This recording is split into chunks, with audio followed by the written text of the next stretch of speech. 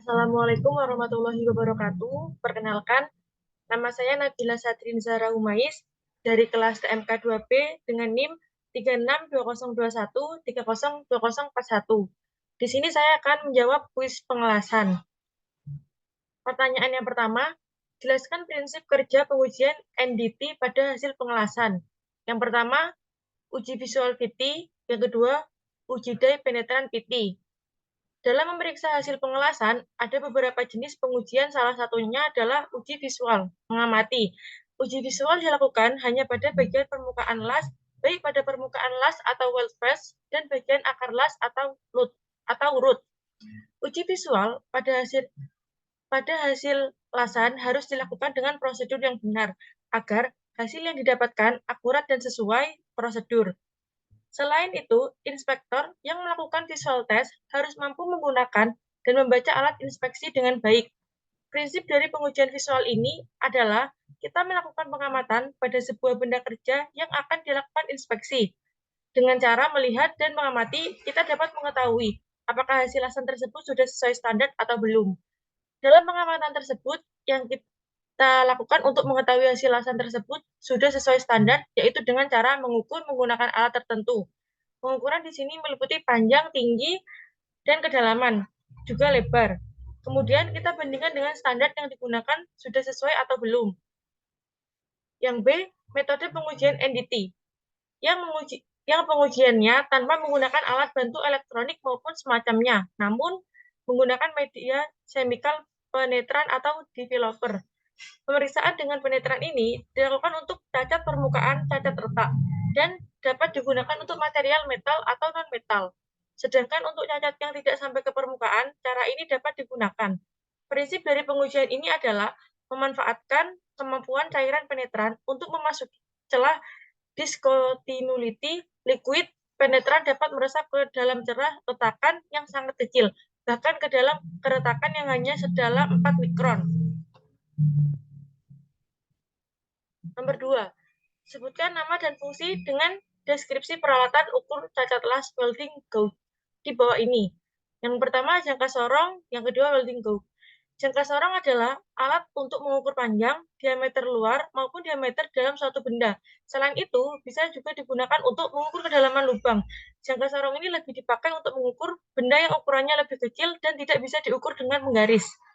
Yang kedua, cambrake, berfungsi untuk mengetahui dimensi dari persiapan pengelasan seperti sudut level, lebar gap, dan juga untuk mengetahui dimensi hasil pengelasan seperti tinggi, capping, tinggi root penetration, mengukur valid weight, leg length, actual throat thickness, dan untuk mengukur kedalaman cacat undercut dan lain-lain. Selanjutnya nomor 3, jelaskan acceptance kriteria visual test untuk cacat undercut dari segi dimensi dalam dan panjang. Undercut merupakan cacat las yang diakibatkan karena arus terlalu tinggi dan proses ayunan yang salah. Cacat ini maksimum kedalaman yang diizinkan adalah 1 mm, sedangkan panjang akumulatif maksimal adalah 50 mm. Untuk root tidak diizinkan menurut standar IIW. Selanjutnya nomor 4, jelaskan cacat las yang ada pada gambar di bawah ini. Untuk yang pertama, ada burn top VT, yang kedua hot crack, yang ketiga cold crack, yang keempat cold cracking, yang kelima undercut root, yang keenam concavity dan subcrack, yang ketujuh hot crack, yang kedelapan cold crack, yang ke-9 underfill, yang ke-10 ARC strike, yang ke-11 undercut, yang ke-12 concavity dan subbuck. Soal yang kelima, jelaskan acceptance kriteria catat las dengan pengamatan visual menurut standar AWS D.1.1. Berdasarkan standar AND Code AWS D1.1, maka hasil pengujian harus memenuhi kriteria sebagai berikut ini. Kriteria maksimal 3 mm diukur dari segala arah pada permukaan jebung yang telah ditekuk. Jumlah cacat terbesar tidak boleh melebihi 10 mm pada cacat yang ukurannya antara 1 sampai 3 mm. Letak pada pojok permukaan maksimal 6 mm. Kemudian yang disebabkan oleh slack inclusion atau cacat fusi yang lainnya, maka maksimal dimensi yang diperbolehkan adalah 3 mm. Dan soal yang terakhir, jelaskan gambar cacat les di bawah ini serta alasan penyebab terjadinya. Yang A, distorsi AM. Cacat les distorsi AM atau disebut juga misaligmen, yaitu di mana material mengalami bengkok akibat panas yang berlebih. Penyebabnya yaitu buruknya persiapan pada saat shifting. Yang B, lack of fusion. Pengisian tidak penuh atau tidak sempurna terhadap base metal yang diakibatkan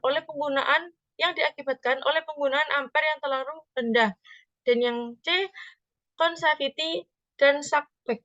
Cacat ini yaitu ketika melakukan pengelasan, logam pengelasan akan menyusut ditarik ke dalam melalui gravitasi. Sekian dari saya, apabila ada salah kata maupun ada kurang, mohon maaf. Wassalamualaikum warahmatullahi wabarakatuh.